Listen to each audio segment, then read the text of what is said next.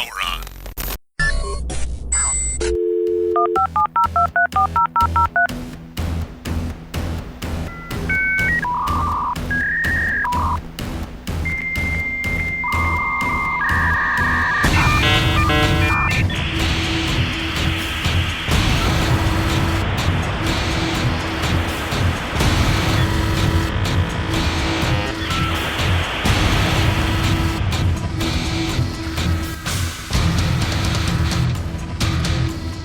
Accessing historical database. Year 2020. The tech giants become aware of the greatest threat to their corporatist domination.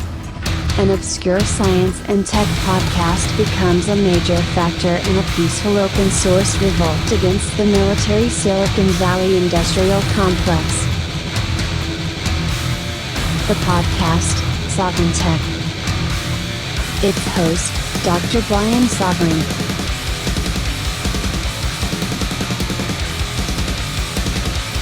The tech giants tried to stop Sovryn Tech. They can't.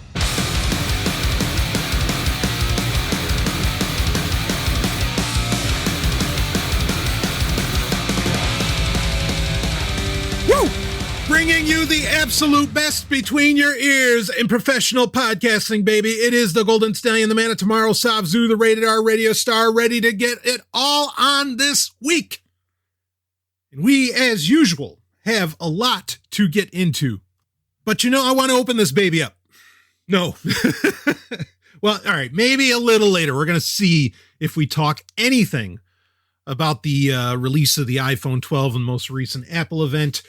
I don't know how much you want to hear me talk about Apple, but hey, we'll see what happens. But I do want to open this up with actually some good news. I'm not kidding. No, I love this. This is fucking great. Talk about, really hardware that does it right now being joined with the software that does it right, in my opinion, in many, many ways. Ubuntu 2010 has, Groovy Gorilla? Is that the name of it? I love that. That has finally released just over the past few days.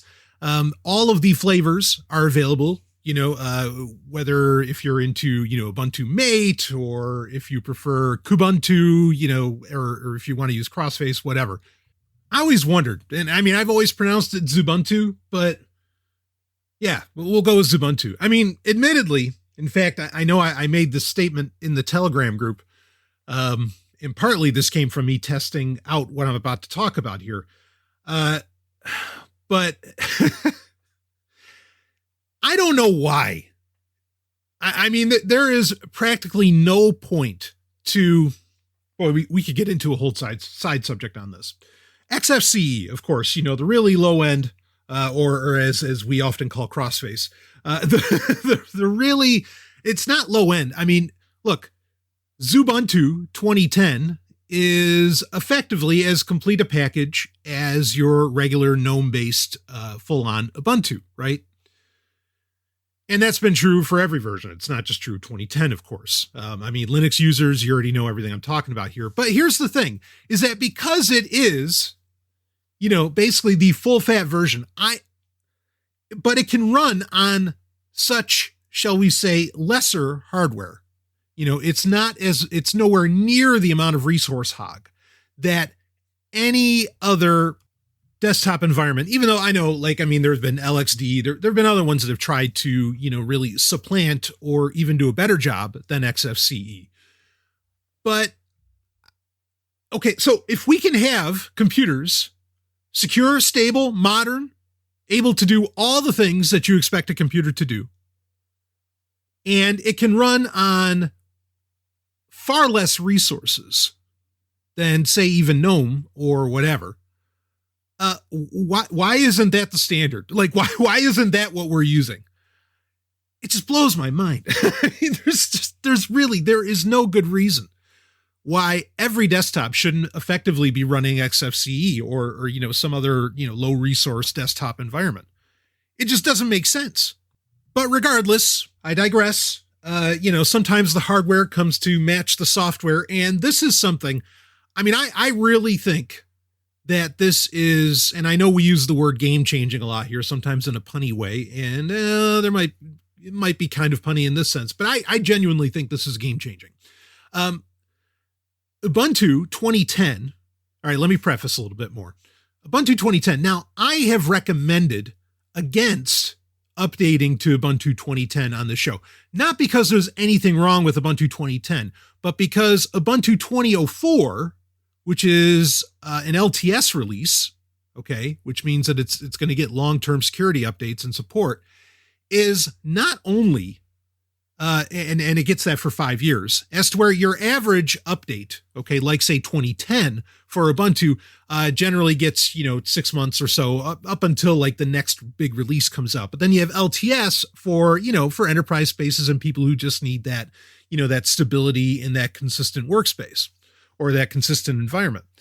The beauty of 2004 is not just that it's an LTS release, but it's an extended LTS release, meaning that it's going to get patches and updates for 10 years. So until like 2030, 2004 is going to, is going to keep getting updated, and it'll be a nice stable environment that you can deal with. I mean, 10 years to count on security updates. I mean, that's a fucking dream in the computing space, whether it's a smartphone, desktop environment, whatever. But that, again, that's the reason I've said stick with 2004, for the consistency of it and, just overall usability. And again, the continual updates, if you, never want to bother really, changing your environment or, getting into any of the other changes that Ubuntu regularly does, with every release that comes out about every 6 months, which I don't begrudge Ubuntu for doing that, because again, they do it right. They offer you an option that is long-term stable, right? And so that's the right way to do business. That's the right way, in my opinion, to do a distro. And of course, a lot of the rest of the world feels that way. And that's why there's so many distros, not just based off of Debian, which of course Ubuntu is based off itself, but based off of Ubuntu itself, right? So anyway, there's nothing wrong with going to 2010. Just understand that, you're losing that long-term stable environment. Okay. It's not like you're going into an, unstable or not stable environment, but, there's a difference there. So anyway, but 2010, and I got to tell you, I really wish this was true for 2004. Maybe they can somehow backwards, or, do like a retro patching to make this so. But 2010 it works full fat, right? It's just, all you have to do is install it. There's no trickery like we used to have to do with Ubuntu Mate. It works on the Raspberry Pi. Now, it works specifically on the models that have at least 4 gigabytes of RAM, which the Raspberry Pi 4 and what is there, the 4 Plus and whatever. I mean, that has that. You can even get 8 gig of RAM on that. Now, grant you, when you get into the slightly higher end models with the Raspberry Pi, yes, okay, it doesn't just cost $35. And of course, it never exactly just cost $35 because you always needed, whatever. You had to put an SD card for a hard drive. You need a power supply, whatever. Okay. So it was never, just $35, but then also it's nowhere near $200 either. Okay. So I love the Raspberry Pi. When the Raspberry Pi 4 came out and, they were going full on saying, no, this is a desktop replacement computer. It can do dual monitors, can do 4K, can do all this, blah, blah, blah. Fantastic. I'm a huge supporter of that. That eliminates a lot of barriers to entry for people to use what, let's admit it. This is, a really solid unified, hardware platform for one, which allows for easier development. I don't want a monoculture of anything. Okay. But I also like having the option of a very popular standard of some kind. And a lot of people do. Obviously, this is why, even though in my opinion, this is no longer true. This is why, iPhones, I think, have been or are so supported by, aftermarket third parties, and so on, because it is like this standard of design. It gets refreshed, once, sometimes maybe twice a year. But there is a standard, and it's not a million different designs like you have in Android, which is very fragmented. with Android, of course, that sort of issue is being resolved ultimately, I think. And especially considering that, now, and we've talked about this in recent episodes, now that Android is concentrating harder on, being more of a, as far as the major updates for Android, being more developer and security focused and not so much about adding in a, butt ton of new features, which I think is great. But I mean, now Apple, and we should probably talk about this a little later. We'll see. Apple, I think, is completely fragmented. Like, I get what they're doing, into where they like to offer, they basically pretend that like the iPhone 8 is their low end, or the XR or the SE2 or whatever. But, now it's not just a family of one or two phones, right? Now they're all supported by Apple, and, you're going to get that quote unquote great security out of the box anyway. As always, I would argue that Android can be far more secure if you know what you're doing. But regardless, you're still getting somewhat of a unified experience, but I mean, now there's just a ton of different hardware, and and it's starting to become pretty kludgy. But with Raspberry Pi, it is really nice to just have this standard that an entire, aftermarket can really build around, which is one of the exciting things that can happen in computing at any given stage. So now, so having desktop class computing with the Raspberry Pi 4, that was exciting. We talked about it, and it is exciting, and it's awesome. Okay. Is it the speediest goddamn experience on the planet? No, but it's good, and it's good enough. And especially for the price tag. Now, for a lot of people though, they didn't always enjoy the, options, or one could argue lack thereof, of options as far as Linux distros or, operating systems that can run on it. I like the fact that it can run free BSD. I've done that. Certainly Ubuntu Mate, little choppy, but it could do it. But now, since the Raspberry Pi 4, again, is a desktop class computer, now it can run a desktop class OS all the way. And so you can natively install Ubuntu 2010, and everything just works right out of the box. And you got to understand that, and again, it's full fat. Like, there's no tricks. There's no, this is for ARM and this is for blah, blah. It just works. And what software I've seen so far, all of that works. Incredibly, just an exciting development.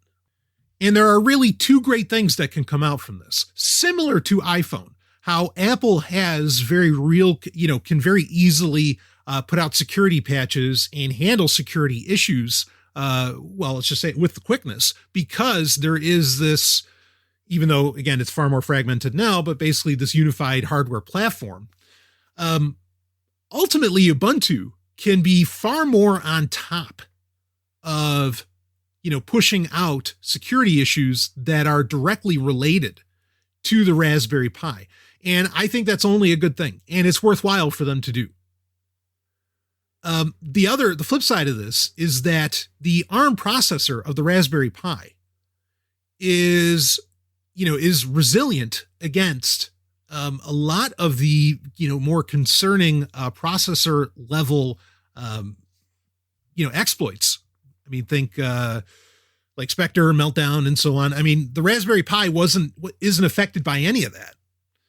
So this ends up becoming a really interesting, very secure platform. And ironically, as powerful, especially for the price tag that it is, and having full on Ubuntu in all of this, the irony is that effectively, as long as you don't need a laptop, and you're not into really, really hardcore gaming, the best computer in the world happens to be the cheapest. That's, and the OS is free, baby. Ubuntu costs nothing. Slap 2010 on there, have a good time. I thought this was just brilliant, incredibly exciting news. I got it's funny because I got a lot of response from the last episode of Sovryn Tech, which, boy, what are we up to? 394? Or does that mean episode 400's coming? Ho, shit. Where's episode 300? Wait. Exciting times. Anyway, I got a lot of people when I said, and it's funny because this isn't new. I know I have a lot of new listeners, and I understand that. And please, folks, I implore you, Sovryn Tech episodes are I think, and I know I'm not the only one, there's plenty of other listeners who would tell you as much. It's evergreen content. Like the things that I do not talk about fly-by-night solutions. I do not talk about generally, I don't talk about fly-by-night issues. And even if they are, the only reason I talk about them, even if it's like a current event or something of the moment, I talk about it because it gives commentary on either the past or what is to come. And that has happened many, many times where I've said, hey, I said this is going to happen 5-6 years ago, and you can go back to those episodes. It's evergreen content. And so I implore you to go back and listen. But anyway, a lot of people made a comment. They thought it was really wild how I said that. It's like, yeah, we want to, the real goal is for, us, whatever that means, people, I guess, of a certain persuasion, to go off and, build Rivendell. Right. And well, you can hear more of that when you go back to last week's episode, but I gotta tell you, I mean, in my Rivendell, like, the computers, if there were computers, it'd probably all be Raspberry Pis. Laptops, no. If you're going to be on a computer, you're going to do it with intention, and you're going to sit down at a fucking desk to get business done, and then you're going to get up and you're going to go live life. But regardless, so I think this is awesome. And if you haven't gotten a Raspberry Pi yet, here is your best excuse to jump on that. That said, I mean, I know a lot of people look on the gaming side, because I have a lot of listeners that are gamers. It's why we have a whole gaming grid segment of the show. I've noticed, and I'm really disappointed by this, that GOG, I love this company. A part of me really feels like they've fallen from grace. Meaning that, and I hate to say it because I love them and they've done amazing things. And they've done enough. They've done so much, especially for preserving art, as in preserving classic video games, which is absolute art. Modern games, but anyway, but they've done so much for preserving art. They don't need to do any more. But that said, to give commentary on what they are, not so much what they were. Of course, I'll remember them for what they were. It seems like they've basically stopped supporting Linux gaming overall. And I'm sure they have the install numbers to know. I mean, they never put out, I don't want to spend a ton of time on this, but I just want to, touch on it if you are considering, and I think you should, if you want a genuinely secure computing platform, right? You want the Raspberry Pi 4, you want it running 2010, you want it running Ubuntu, right? But as far as gaming, and I know you're going to want to do it, like, wouldn't you want to play TIE Fighter on that little Raspy? Yeah, of course you would. I have noticed, I mean, they have really, really backpedaled support. And even when you go to their site, everything is listed as either being compatible with 1604 or like 1810 versions of Ubuntu. There is no mention whatsoever of versions 2004 and 2010. And I've done some recent installs and I've run into a lot of issues. I mean, I can fix them. Yes. And that's the beauty of open source.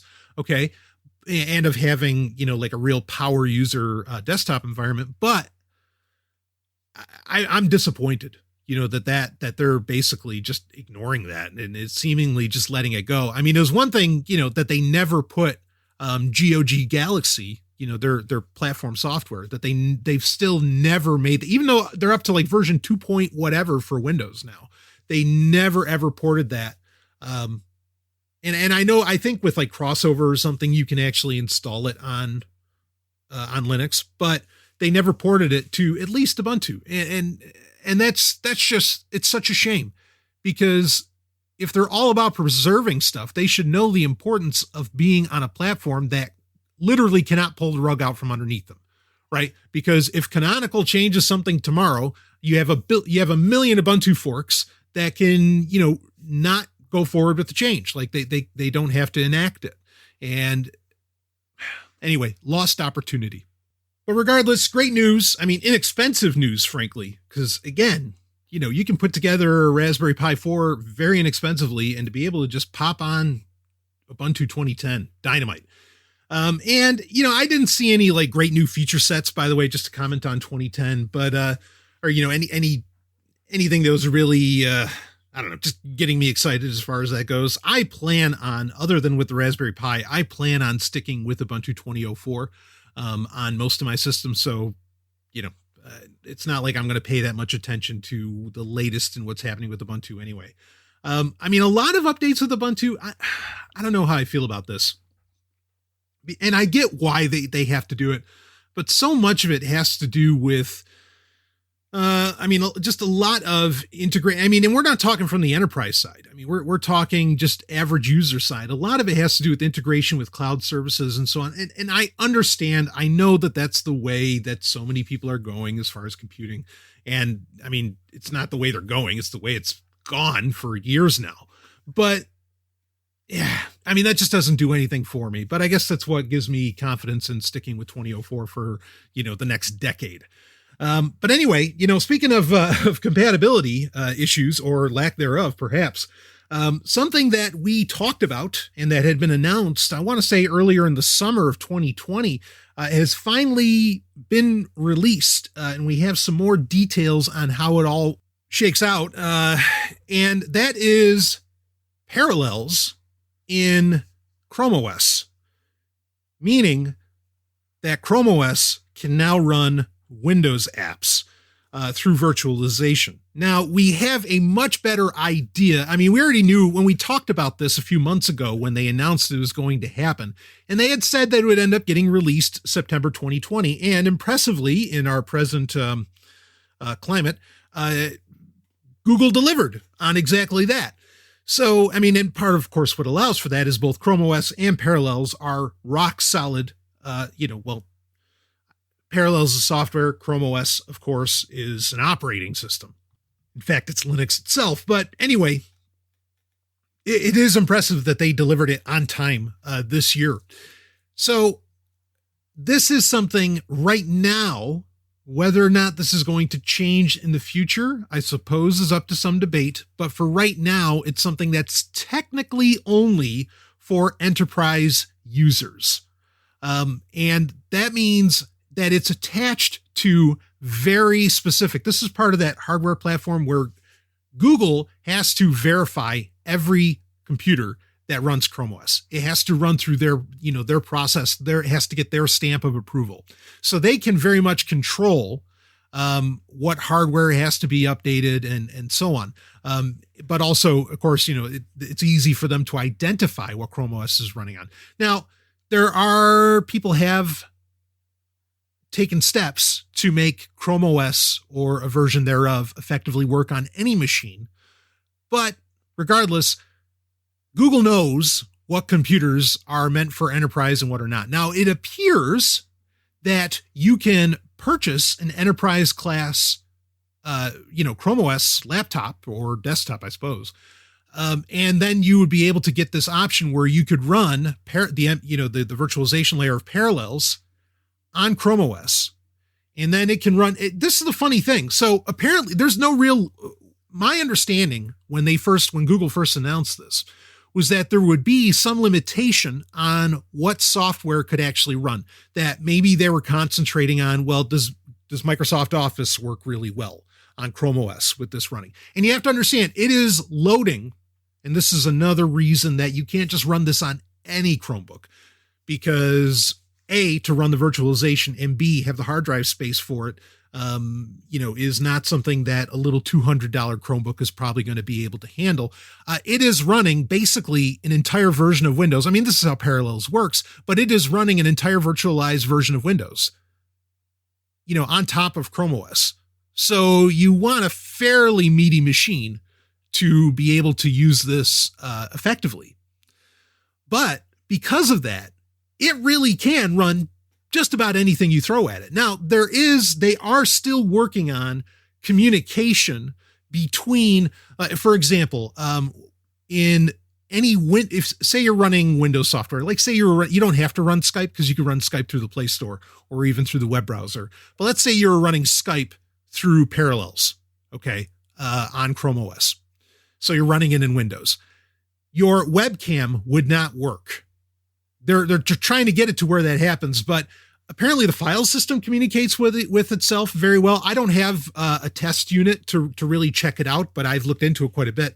This is very impressive, especially since there have been real challenges with apps, Android apps running in Chrome OS and communicating with the Chrome OS native file system.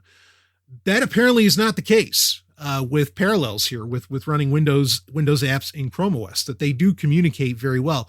So there are some things particularly related to USB that still have to get resolved, but it is a sandboxed area. I mean, so that's good. That means, and I expected as much, but that basically means within that virtualized container that, Chrome OS is protected from, the myriad of potential, malicious, or, I guess we'll just say malware or whatever bugs and problems and exploits that come along with, running Windows 10. And they are legion, as we well know on this show. But for all intents and purposes, Windows software now works within, and I don't know, it'd be interesting to see, I couldn't get any clarity on this. It'd be interesting to see if you had to log in to a Microsoft account, just to like run the virtual, to run Windows in virtualization on Parallels on top of, I know in other instances of Parallels on other operating systems, you don't really, but like, how would you go about running UWP apps and things like this? I'd really love to get a deeper dive on it, but it is not something that they're just like releasing and, Google's saying, okay, we're done. This is a partnership that they are continuing with, and they are going to continually improve. This is one of the, we basically have a 1-2 punch here opening up the show during the Foreplay, where we talk about all the little tech stories, but they're little tech stories that might tell, might actually paint a very large picture. Did I just cross my sayings there? It doesn't matter. But you get my point, is that now we have the Raspberry Pi that can run full on Ubuntu 2010, no special tricks, and it runs it very smoothly. Like it's not, you don't get the speed hiccups and other issues that have, I don't want to say plagued, but have been a problem with the Raspberry Pi running Ubuntu, say particularly Ubuntu Mate in the past. So you have a desktop killer for, and a secure one at that. Very inexpensive.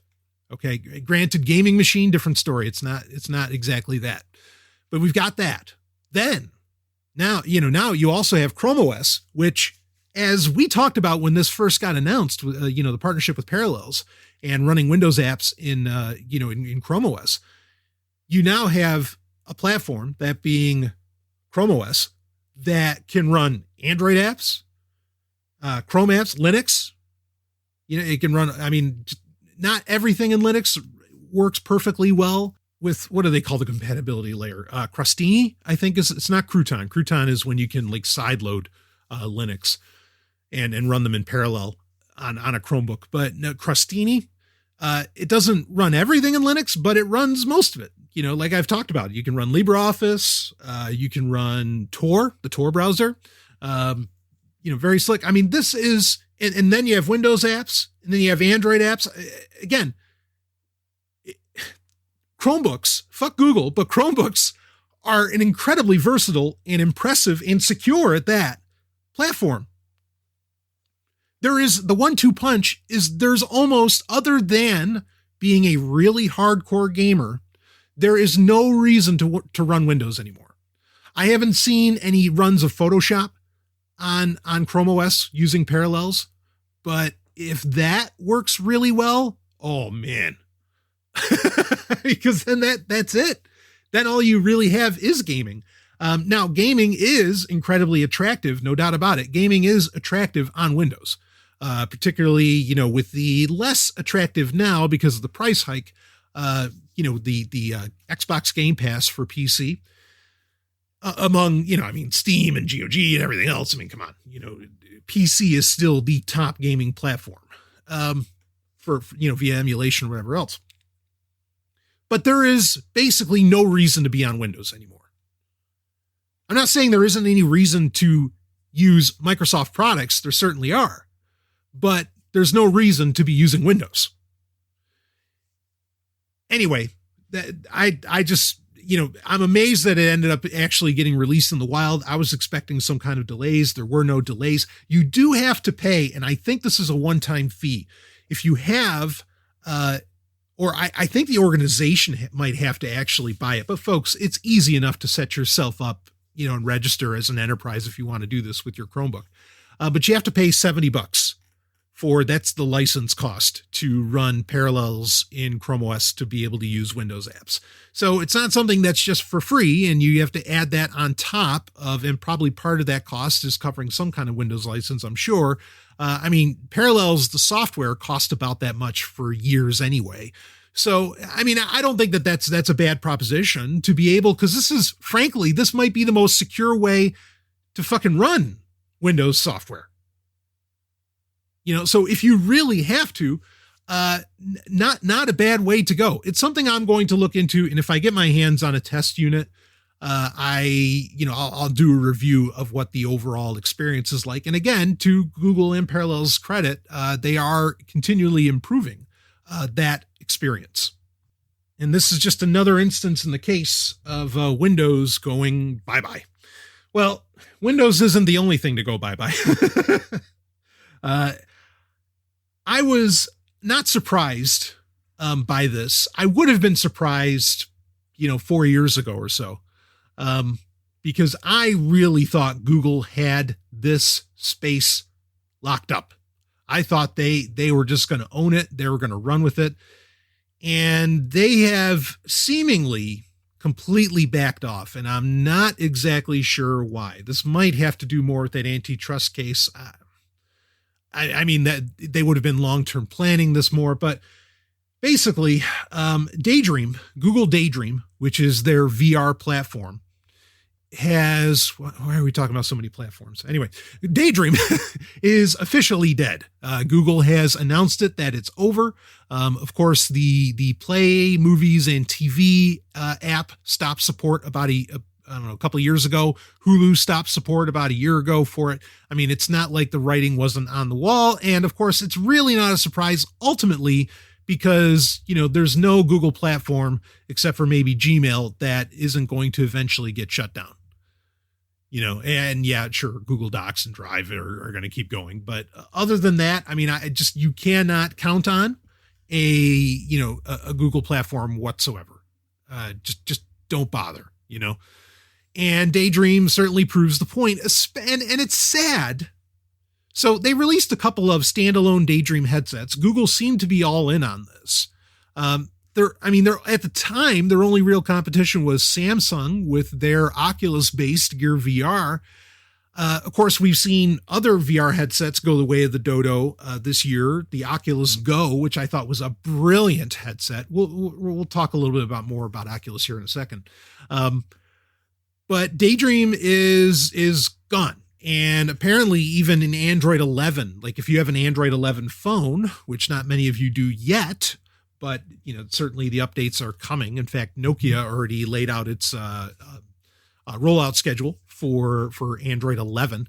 And most of their headsets that were planned to have Android 11 are going to have it by Q1 2021, which is amazing in my opinion for such low cost handsets. But Daydream won't even work with Android 11. So if you were, because you had to control the App Store more or less, you had to control somewhat of the Daydream headset through your Android phone. So you would have to use an older Android phone to even be able to continue to do that. But it is effectively dead. The sad part is that I thought with Google Cardboard that Google they had it.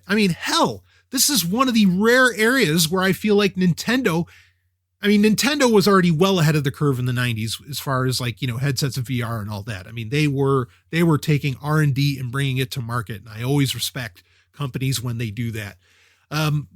But Google basically did, Nintendo Labo before Nintendo did Labo and long before they probably even thought of it. I'm sure they saw Google Cardboard and, everybody, Shigeru and everybody at Nintendo were just, the future,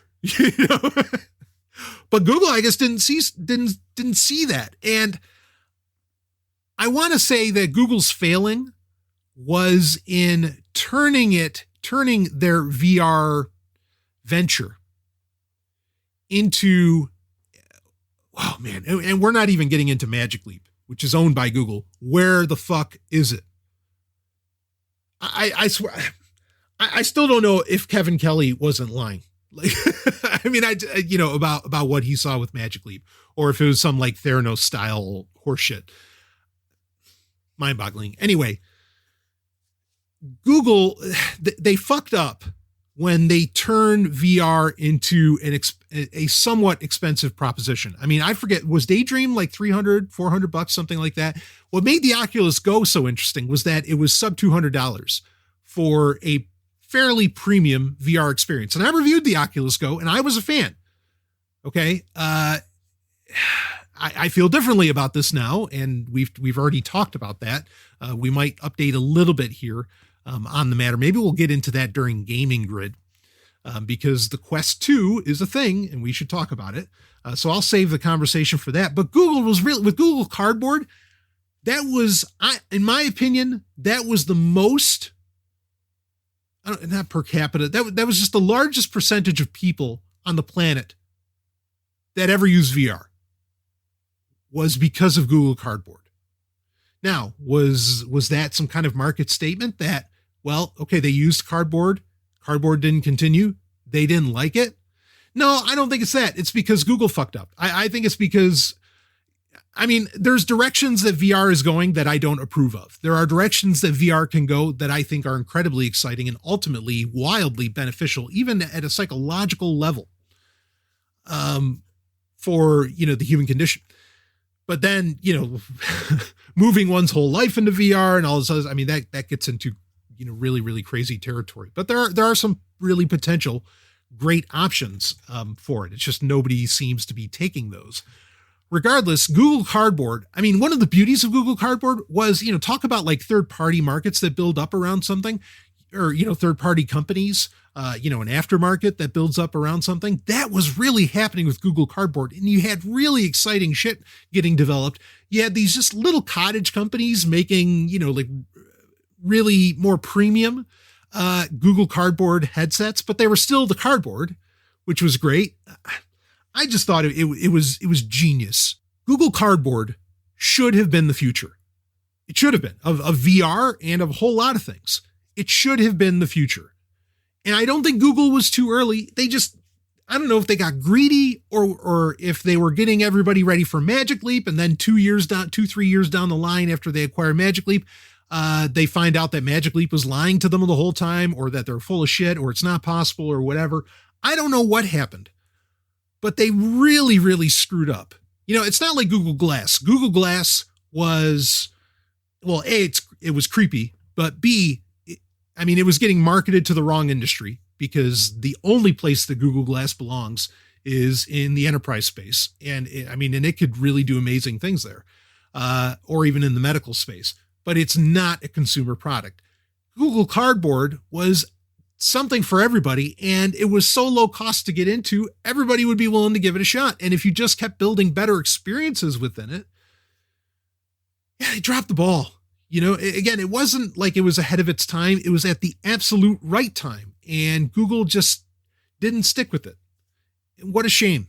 And it's not, I suppose technically maybe it still exists, but yeah, just lost opportunities. But let us wrap up with our last bit of business for the Foreplay, and that is also something that we had talked about in the past that has finally come to light. It was basically, it's a fucking joke, frankly. At the most recent F8, when Zuckerberg was somehow paying lip service, that's for sure, to the notion that he somehow cared about privacy, or at least for users, for himself. Oh yeah. He flips out when you get a shot of him, in Android form out on the ocean, surfing. Sorry. Insult androids. If you try to even live near him, he'll buy out the entire town, or he wants to have his own little island. Doesn't matter if the people of the Hawaiian Islands don't want to sell him an island there. He'll go for it anyway.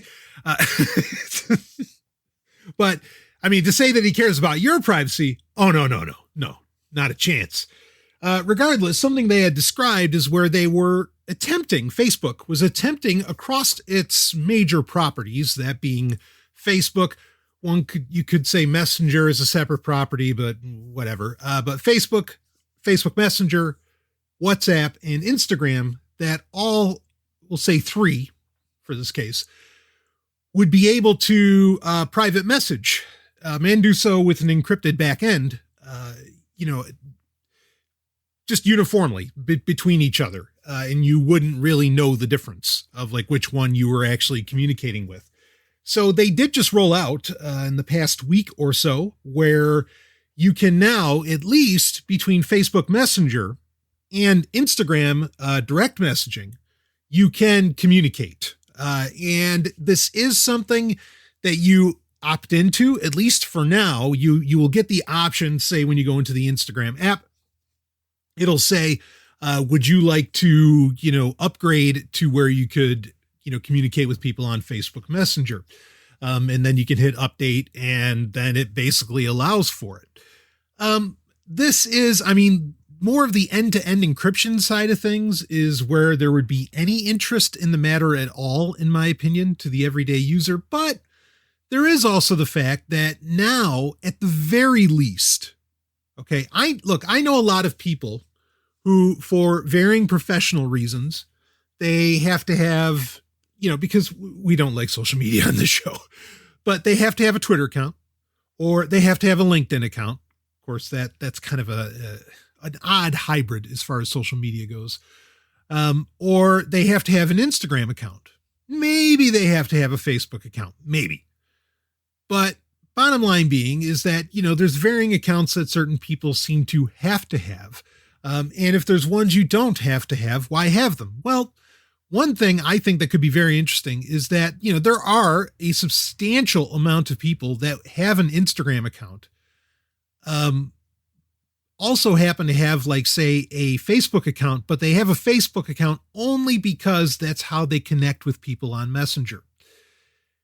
If this gets more people, yes, like Instagram, sure, is a sinkhole of time ultimately, right? And one could almost argue because it is an endless scroll that it's nay almost mind control. Be very careful with that term, but regardless, Facebook and Facebook Messenger are not so simple a time sink as Instagram is. They are, it's funny. I don't know if I told the story in a recent episode.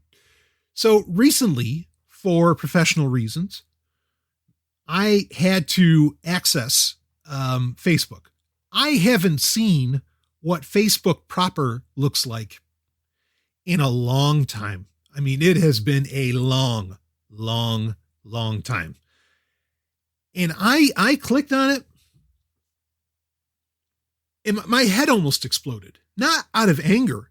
I didn't even know where to put my eyes.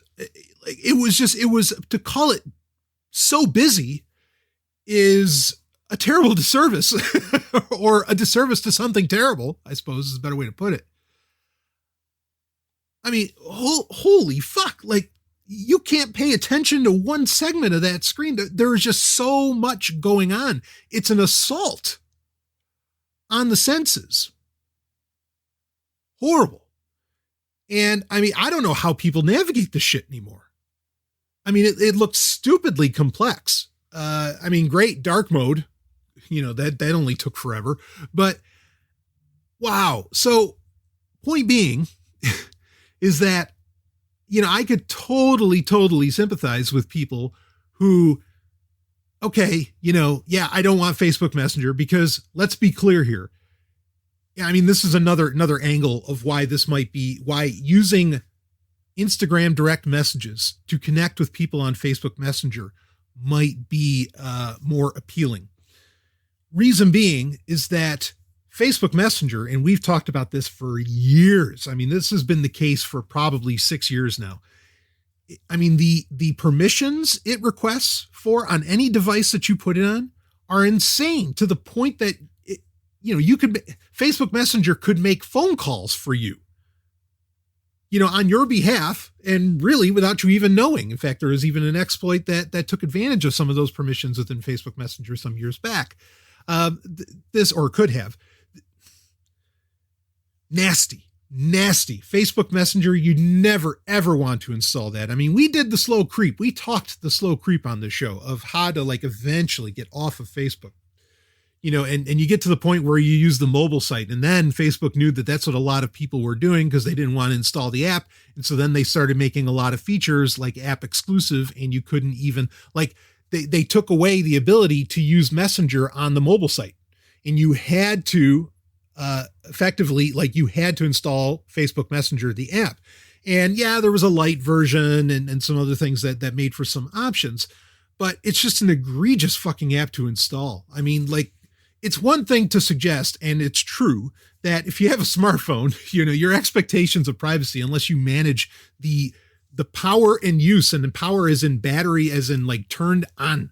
Okay. The power and use of that smartphone, you have no reasonable expectation of privacy in that, in that sense. In fact, we talked about that, if you remember recently, where Amazon was saying, because of, what was it, the Amazon Halo and some other things that Amazon was doing, they said, well, you shouldn't be worried about our products. You should be more worried about your smartphone. And it's they called it out. They said, no, yeah, guess what? You don't have privacy, when you have a smartphone.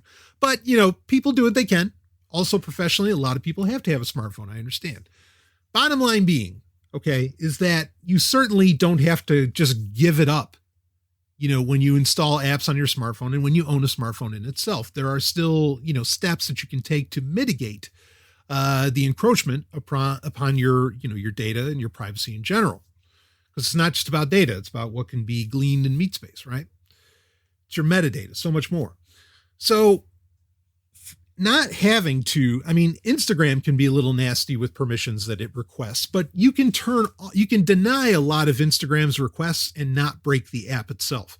So if you still find yourself having to talk to people via Facebook Messenger, you can actually now, thanks to Instagram, this kind of mitigates the issue.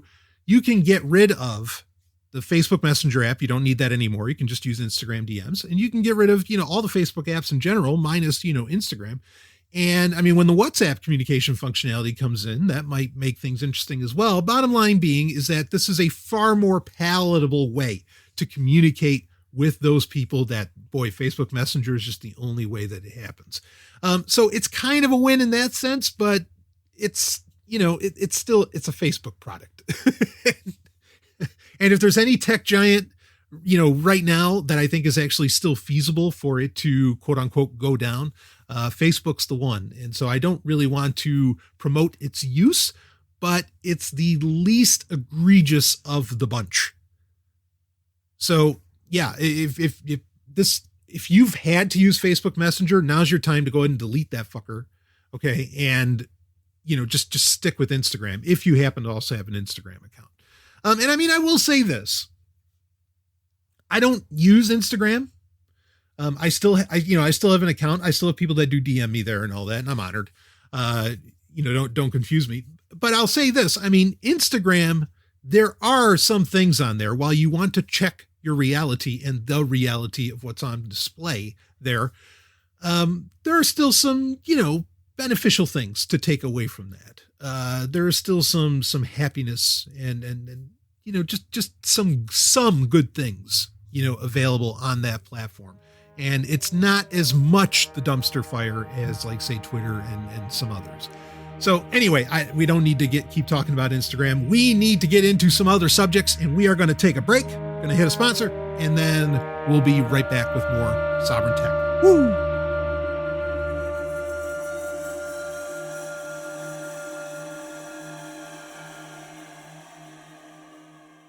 Hey, is Sovryn Tech not enough for you? Well, let me tell you about something you'll never get enough of. No, I mean it.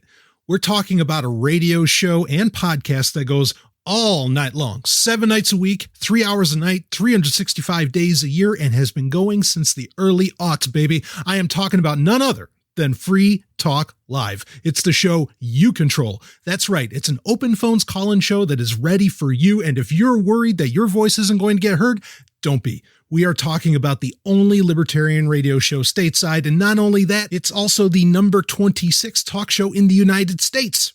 Start listening now and go ahead and hit that massive back catalog at freetalklive.com. The Golden Stallion guarantees a good time, and you might even find some episodes with me on them when you do. That's freetalklive.com, and we thank them for sponsoring Sovryn Tech. Let's get back to the show.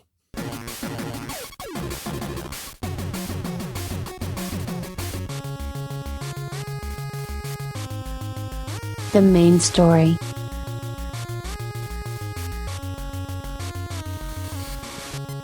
It is time for the main story, where we get into kind of our big story of the week. And this is a subject that just needs to keep coming up. Because again, just like I was saying a few minutes ago here, I get it. Like, some of us have to have smartphones. At present, I am one of those people where it feels like, okay, does anybody have to have anyone? No, you can go off and run, live in a cave or whatever. And hey, you think I'm going to judge you for that? Oh no, I will merely sit here and envy. But no, but you know, I understand. But the thing is that much like we were talking about mitigating, concerns around Facebook and Messenger and so on, there are ways to mitigate perhaps the way we get, or some of our liberties get trampled on by these devices. One of my concerns, long-running concerns, is 5G. Now, stop. If you've never listened to the show before, or if this is only like your second or third episode that you've ever heard, I am not talking about health issues. I am not talking about any of that kind of crap, not like the direct health issues of 5G, zapping your brain or something along those lines. Okay. I am not talking about that. I'm not making any judgment on that. That's not where we're going here. Okay. I have had long-standing, ever since we got the first technicals, the first specs around this, I have long-standing operational concerns around 5G. And it ultimately comes down to, this does not appreciably benefit the consumer. Oh, it benefits the companies to no end. And you could say, well, if it benefits the companies, then that trickles down to the consumer. No, that's not true anymore. We know that absolutely does not equate any longer. In fact, so I'm going to get into a little bit of an interesting critique from Android Police about 5G that I want, because it bolsters much of what I've said already in the past. And now when I just say it, it doesn't matter how long I've been a tech journalist. When I just say it, Golden Stallion's nuts. But when Android Police says it, I'm knee deep in Android as well, certainly, because, I've written the guidebook, have a new one coming out soon. The guidebook on security for Android devices. I'm the one. Android Police is also, if not the top, one of the top news organizations. And they do investigative work, you understand, around Android. They're great. So as far as, what they report on and everything. And I think they usually come at things with a pretty even hand. I appreciate what they do. So, when they come out and have concerns around 5G, I think a lot more people take notice. And so I want to describe, some of what they brought up and how it mixes in with some of the messaging we've been sharing on Sovryn Tech. But that said, to bring up, and this has directly to do with smartphones, to talk about the idea that, somehow, the companies always make sure that the consumer gets what they want. No, again, no. In fact, maybe one of the best cases of this is with the iPhone 12. I suppose we can talk about it briefly, but one of the major scandals, and you could think, wow, this is a first world problem. But according to Apple, it's not a first world problem. So I don't think people getting a little concerned about it is outlandish for them, and nor is it like first world concerns. But bottom line being is that with the iPhone 12, Apple has announced they will no longer be shipping a power brick with the phone. And they are giving you a cable, a charging cable that has lightning on one end, which lightning goes into, of course, goes into the iPhone. And then on the other end is USB-C. Now, this is part of that fragmentation we were talking about earlier, because ironically, and this kind of blew my mind. I thought that iPhones had already switched to USB-C in general. I understand why the iPhone SE2 had not, because basically it's just a redressed iPhone 8 with a new processor in it, right? But I guess the iPhone X or the iPhone 10, whatever they wanted to call it. I think they went with X, right? Anyway, that is the only iPhone that's had a USB or that's been USB-C. All other iPhones, even the ones that came out after that, are still using Lightning. I was very surprised by this. I was kind of shocked. I know iPads are using USB-C as well, but regardless, the issue here is that so many people, like, that's fine that Apple doesn't want to ship a power brick. Why? Because we all, and it's true, most of us, we have tens of power bricks, if not hundreds of power bricks laying around, that we can use for whatever. And they all more or less work the same minus, different quick charge standards or something like that. And of course their claim is that this is good for the environment. It allows them to use less packaging, which is, something that people get concerned about when they're, into environmental concerns. And also, that's less power bricks that they produce. The problem is that the fucking cable they gave you is Lightning on one end, of course, which it has to be, and then USB-C on the other, not USB-A, which is what most of, if for most people, not all. In fact, I look around, except for like a 2-port one that I have in my Jeep, every single charger I've got, and I have Legion, are all USB-A. They're not USB-C. So, people called out Apple for this, saying, hey, wait a minute. Okay, that's great that this is good for the environment, but then I'm going to have to buy a new charger anyway, because I don't have any chargers that have USB-C at the charging end. And they were totally right for calling them out on this. I mean, it's just another courage moment, for Apple, which for Apple wasn't courage at all, because they offered you the adapter to plug in, 1/8 jack into Lightning, but, and then they still had the 1/8 jack in all their computers and fuckers. Anyway, so I'm never going to get any kind of Apple sponsorship anyway. I don't care. I wouldn't let that hold me back as is. But, so first off, okay, in what way is this a pro-customer, pro-consumer move? It's not. Just like getting rid of the fucking bezels. I actually, in the Sovryn Tech Telegram group, which I love you people. And by all means, everybody should be in there. I mean, because the conversations are just dynamite and some really funny shit at times too. But I actually had some great listeners, longtime listeners, explain, no, actually, I like not having the bezel. And, they raised the reasons why for it and everything.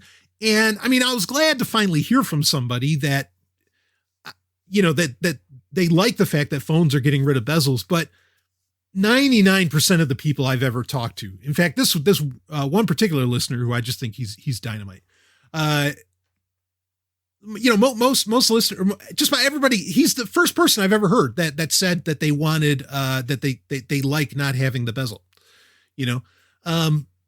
or, everybody wants longer battery life, but then they just keep making these phones smaller and smaller and smaller and less battery, right? When if they were the same size, just the same thickness as, say, an iPhone, 5 years ago, which everybody seemed fucking fine with it then and thought it was sexy as hell. You could have probably 3-4 day battery life. So the idea, bottom line being, is that no, they're not pro-consumer. I mean, it gets worse, because if we want to talk about being environmentally conscious, if you wanted to be environmentally conscious, how about stop making new fucking smartphones, new fucking designs and all that stuff, when we know every single change that they make is incredibly iterative. They'll then come out with a new model in 5 years, maybe when you're ready to have something, really groundbreaking again. But I mean, they can't do that, right? Because I mean, the business, the mixed economy that we live in, does not favor someone actually providing value to the consumer ultimately. But yeah, there's nothing. It was like the lowest. Okay, first off, it's abundantly clear. Apple knows that you're going to go out and probably buy it from the Apple store. You're going to, or from their online store, you'll have to buy a new charger. And they just, skimmed another 20 to 40 bucks probably off of you from that. I mean, Apple's always made a shit ton of money off of accessories and forcing you into those accessories, right? Like, remember when the MacBook only had the one port? Mm-hmm. So they're going to make you buy a new one, not the most environmentally conscious, because that's more packaging, right? Right out of the gate. Then also, not only that, but then all those other wonderful USB-A that power bricks, power adapters that all work perfectly fine, have worked fine for years, frankly, because they're such simple objects. Those become trash, right? if the average, because a lot of people, frankly, their iPhone is their computer. Like, they don't even have a computer. And so all those power bricks that could be so helpful, gone. So Apple really just created a ton of waste, which I thought that's what they were trying to avoid. I mean, it's dumb. It doesn't make any sense at all, or at least their marketing, their narrative doesn't make any sense. I mean, do they have quote unquote logical reasons internally for why they did this? Sure. But then don't tell me that this is a pro-consumer or even pro-environment move, because it's doing quite the opposite. So, of course, to bring this back, the iPhone 12, of course, is going to be a 5G phone. 5G, oh, that's the new fucking hotness. Everybody's got to, everybody's got to jump on 5G. We got to switch over to 5G, which, again, is there an appreciable difference? This is the point I've made over and over again. Is there an appreciable difference in speed between 4G and 5G? Or is there an appreciable difference in experience between 4G and 5G? And I have argued on this show for some time, no, there is not. So getting everybody on board, basically, you're not forcing them yet, but basically trying to lead them into jumping on a new, radio technology, does not ultimately feel pro-consumer whatsoever. Now, I know that 5G, where like it really wins or where it supposedly shines, is in its coverage, not necessarily in its increase in speed. Again, it may be technically faster, but does that mean anything to the end user? Does that speed mean anything? No, there is no appreciable difference within the speed with which a website would load. Okay? All right. Now, are we going to get into, well, but it'll make 4K content stream better? Okay, but then 4K content's a whole other issue. And I mean, talk about one of the major issues here. Like this shit always kills me. So you have all these people talking about, environmental concerns, like say Apple or whatever, or you get the people that come out and say, well, Bitcoin is bad for the environment. Let me just call it straight out. Any environmentalist that uses Netflix is full of shit. Because the concern around, say, Bitcoin being bad for the environment is its server use, power usage and all this other stuff. Let's talk about 4K content as far as what kind of power, what kind of resources that takes to stream that to fucking everybody.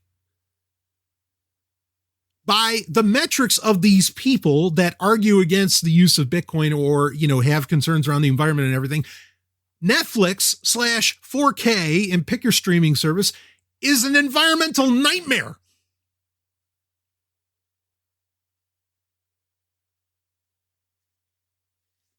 And so to say that somehow, well, we got to go to 5G, for Apple in one breath to be saying, we care about the environment, we're switching everybody over to 5G. Why are we going to 5G? It'll make 4K content, blah, blah, blah. Do you see how contradictory all these fucking asshats are? It's a scam. Look, the ecology and having ecological concerns is an absolutely legitimate, real thing. It is a science. But the bulk of what you hear from either governments or businesses, not all, but a lot of them, they are absolutely full of crap.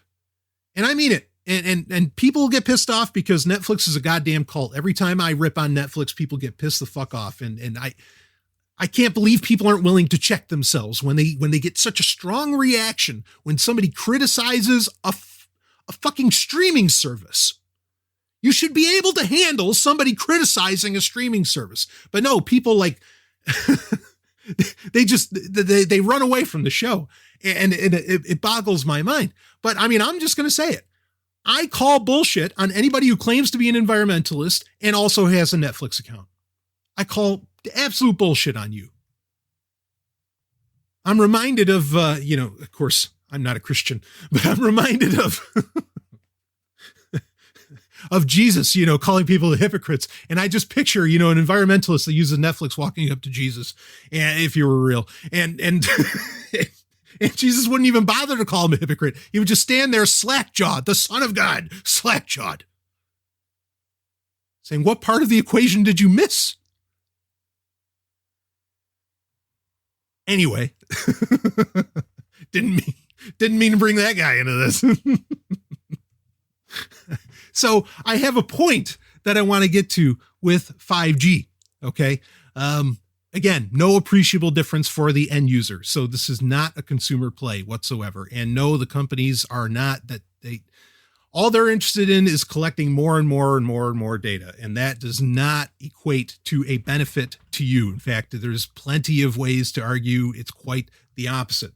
So from Android Police, let's get into the story. It's from September 30th, 2020. So fairly fresh. And here's the headline by David Ruddock. 5G has succeeded in making my phone more of a pain in the ass. Can you hear angry video game nerd right now? Ass. I'll join him in that. I love it. I love the fact that they went with a title like that. You'd think that was me talking, right? Saying, oh, it's making my phone more of a pain in the ass. No, this is Android Police. Let's read a little bit of this. 5G is a necessary and transformative technology. Not the best way to start it off. You'll get no argument from me. Well, I'll argue with you, but let's keep going. It's going to allow our cellular networks to scale to previously unimaginable levels. Why? For what? Reading on. And connect everything from traffic lights to tractors to truck assembly plants in the process. What could go wrong? That's me adding that in, by the way, Golden Stallion. Reading on. But if you're like me, you probably know 5G first and foremost is the next generation of wireless connectivity for your smartphone. That also overwhelmingly remains the core purpose of almost any 5G deployment on Earth right now, aspirational IoT marketing aside. And here's the thing about those networks. They're fairly awful to actually use right now. Having switched between a number of 5G-ready phones and the two meaningfully extant 5G networks in the US, I can say confidently that the only thing 5G has succeeded in accomplishing is making my phone less reliable and more aggravating. I considered saying 5G has succeeded in making my phone more of a shithead, but that seemed a bit immature, and I definitely don't want to come off as immature on the internet.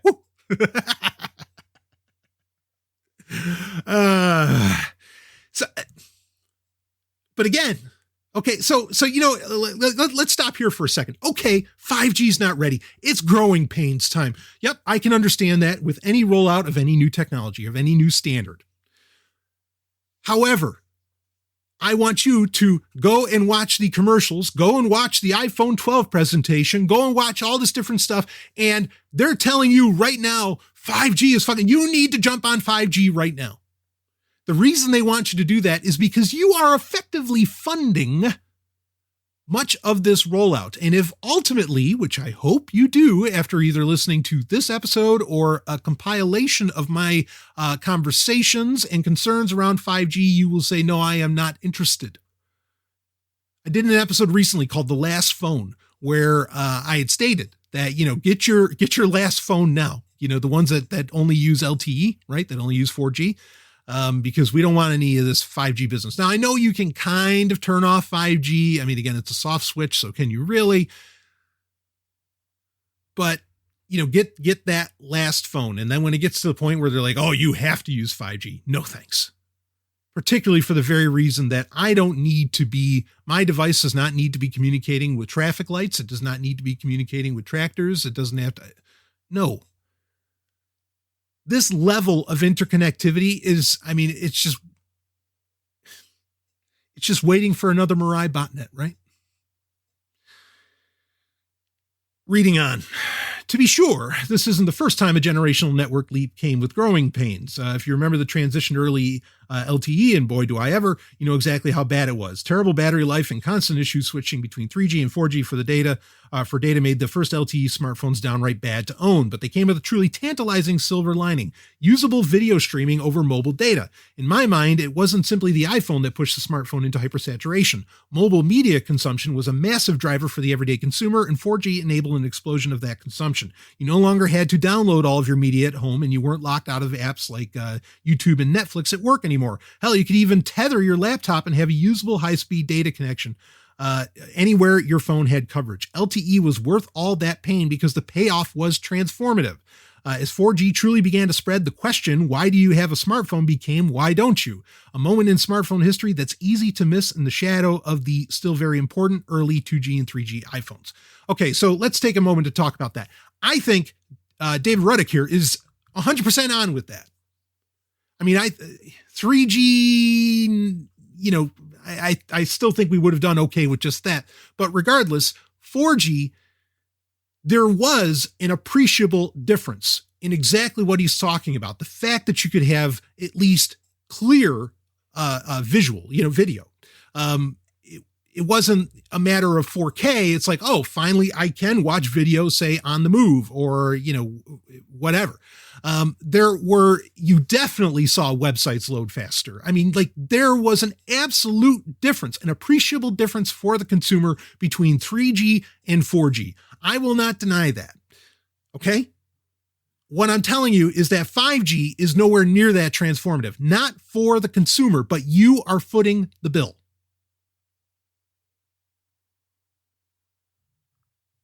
Let's read on. 5G, though, paints a far more nebulous picture of the future. Carriers and tech companies have tried to latch onto themes, to be sure: near instantaneous file downloads, ultra low latency gaming, AR and VR. Do you fucking game on your phone like that? Stop. Anyway, AR and VR and multi-gigabit wireless from broadband have all been on offer as potential fulfillment of the standard's promise. None have meaningfully materialized, though, nearly 2 years after the commercial 5G network deployments began. Instead, my experience has been one that at times is markedly worse than even our existing 4G networks. On T-Mobile, files actually download slower on my phones over 5G than they do over 4G. Latency can be totally ridiculous too, with pings over 200 milliseconds at times, 400% worse than what I typically experience on 4G. And that's being conservative. On AT&T, 5G data is typically no faster than 4G, assuming it works at all. My Note 20 Ultra frequently just loses data connectivity when on AT&T's 5G for no apparent reason, while all things in the status bar report A-OK. Toggling airplane mode often resolves the issue, but it's an unwelcome flashback to those early LTE days I was promised would be consigned to the history books. Even when 5G does work on AT&T, I'll frequently experience strange delays in the connection actually responding, resulting in apps like Twitter spinning for 5 seconds or more as they attempt to refresh their data. Slack often just gives up entirely. I haven't had such issues consistently on 4G in years. So there's one more paragraph, and I think we'll read it. Okay. But this brings up another point. Like, you know, one of the arguments for why smartphones are such an amazing thing is that there have been so many businesses that weren't even, like, it wasn't monetarily feasible for them to exist before, we had smartphones, and arguably smartphones powered with the speeds of 4G. The rub here is that these businesses were able to flourish because there was a standard 4G. Not only that, but a reliable standard. Okay. So that's the problem, is that now you can say, well, in a couple of years, 5G might be all right. Yeah, but until then, we're dealing with like the massive technical issues when, again, the point has to keep getting driven home. There is no appreciable difference. Like, one thing, come on. You have to wait 5 seconds for Twitter to refresh. Oh, great Satan, what? 5 seconds? I can't wait 5 seconds. There's a turkey in the oven. I don't know. What? Like, why? What is the big deal about like having to like, instantaneous downloads? What, they're not fast enough? Oh, heavens to Betsy. I might have to be in my own head for 30 seconds because I have to wait for this PDF to download or something, which they don't even usually take 30 seconds. This is so mind-numbingly, I don't want to say first world problem, but this is, I don't want to call it surface. It's insubstantial. To say we've lost our ability to be patient is understatement of the century. But the point I really want to get in here is just that with this constant shifting, and look, it's not like, don't tell me, because I can tell you that you're wrong. Don't tell me that, well, 5G, I mean, that's going to be the standard for, the next 10, 20 years or something like, oh, no. We know, and we talked about it on this show just a few episodes ago about how Samsung is already planning on 6G. It doesn't even exist yet, but they expect 6G to be rolling out like early 2025, going into 2028, and full rollout in 2030. If, as a lot of like Silicon Valley likes to tell you, as a lot of these entrepreneurs like to tell you, or as a lot of these little pop-up businesses that are able to exist because of the quote unquote smartphone revolution, if you want to call it that. I have arguments against it, but whatever. Okay. If people just have to deal with constantly changing standards, not standards of like, oh, is it USB-C or is it USB-A or some, horse shit like that. When they have to deal with entirely different communication standards, like 4G and 5G, and ones that have to go through growing pains, which I get it, that's kind of how it has to work in some ways. None of these businesses can pop up. You're always working against the clock, or basically the clock of, all right, when does the communication standard change? And when do I have to spend however many hundreds or even thousands of dollars to jump on board, on top of a new spec? This isn't helpful to anybody other than it's helpful to, again, to the businesses that exist, to the tech giants, to the collection of data, to governments and everything else. And, are they looking out for you? No, not at all. Well, let's finish up this little story. So here's the last paragraph. You may already be ready to protest, quote, my T-Mobile 5G works perfectly fine. I don't know what you're talking about, end quote. And I've heard such sentiment on social media from time to time. But my colleague Ryan Hager complains of similar issues with T-Mobile's 5G network in Boston, where he experiences even worse speed disparities than I do. 4G is often twice or 3 times as fast as 5G for him, and 5G service can be so slow that it borders on unusable in anything but ideal conditions. Quote, for me, I'm better off without 5G entirely, end quote, he says, adding that he generally just disables it on his phones and chooses to use 4G because it offers faster speeds. This has also been borne out in independent testing, and there is a link is in the show notes for this story. And there is a link there where they're showing the speed tests around 5G and the connectivity tests, and it's a fucking mess compared to 4G. Reading on. Surely our 5G maladies are likely tied up in a mess of factors, local coverage still being figured out, issues at the network level, and second generation radios and current 5G handsets still being pretty new technology. No doubt 5G will get faster, more reliable, and less finicky. It will eventually be good. But as far as I'm concerned, the state of 5G right now is all pain, no payoff. And who wants that? And that's the end of the story. And I say, I sure as hell don't. Again, I mean, and boy, during COVID-19, that whole situation, for many people, rightly or wrongly, the importance of having reliable connectivity via their smartphone with 4G is another thing that can't be understated. I mean, wildly important. It is not the time to be worrying about, a completely unproven, tested and found wanting, new technology like 5G. And also, okay, so 5G, we're early stages, but What? So in 3 years? In fact, I've seen that from some people saying that, well, you don't really need to buy a 5G phone for another 2 years. Well, in 2 years, that's going to fit around the timeline where major tech companies are already talking about, and now we'll start putting out 6G. I mean, it's a fucking money grab without question. Again, with no appreciable, I hope that this phrase sticks in your mind, with no appreciable difference, no appreciable advantage for the end user, for the consumer, for you. If anything, it could be a net negative, much like is what is being described here. If you want to wait 2 years and then buy a 5G phone, fine.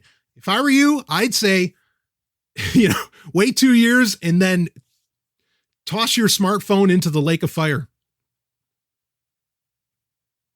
Start planning now for how do I live without a smartphone? Okay. And that way, by the time 5G is quote unquote ready, you are out of that nightmare of a network. And it's a nightmare. I mean, all the different devices and things that they want 5G to be able to connect to, that gets into a whole other issue of, I'll use the word again, kludginess. That gets into a whole other issue where, so much software is, like the average app is basically written, to handle, okay, this is on a smartphone. These are the kind of connections I'm going to have, blah, blah, blah. But now you're running into an issue where, yes, okay, the antennas are more or less the same, but what is handling that data? Where does that data go? I mean, there are massive implications without having to talk about the NSA or something like that as far as privacy concerns, but certainly that's there. This is a data connection that's just going to follow you fucking everywhere. And I have no interest in being a part of that. We talked at the top of the show about how, we could use an operating system that works like a modern computer on not so modern hardware requirements, right? Like with, say, a Linux distro using XFCE. Fantastic. So I can still use, I can buy and refurbish old computers, old laptops and everything, and I can just stay out of this nightmare network that's being developed. And it's just a nightmare waiting to happen. All it's going to take is one good botnet connecting to all of the fucking 5G light bulbs, the 5G bricks. And I mean like the bricks in buildings that are probably going to have these in them, that connects to all the tractors and traffic lights, and then everything, you can just hear the sound. No thanks. Not going to rely on that. So what do you build in its stead? Well, that's, I think, a conversation for another time. In fact, maybe we'll save that for the next episode, because there is a conversation, there's a story that I've had that actually got sent to me that I've been wanting to talk about for a while. But I think we needed to cover this first. We needed to put the kibosh on the very notion of 5G in the first place. And then we can get into the bigger subject of something that might sound pejorative, but actually it's not. Dumb cities. What does that all mean?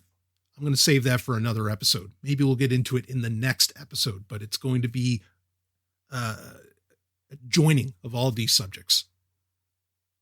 A hub for everything that we've been talking about and the importance of these things. And you're going to be, I think you'll be surprised when, again, not coming from me, coming from, I think the stories from The Guardian, not coming from me, where they talk about the importance of having places where perhaps there isn't 5G. But we'll save that for the next episode. We've got a lot more to get into this one, though. I'll be right back with more Sovryn Tech. Woo!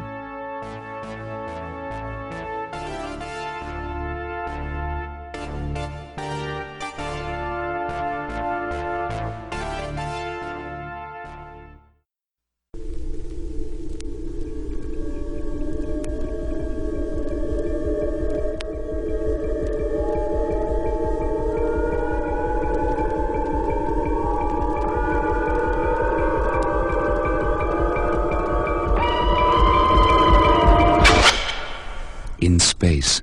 No one can hear you scream. Alien, rated R from 20th Century Fox.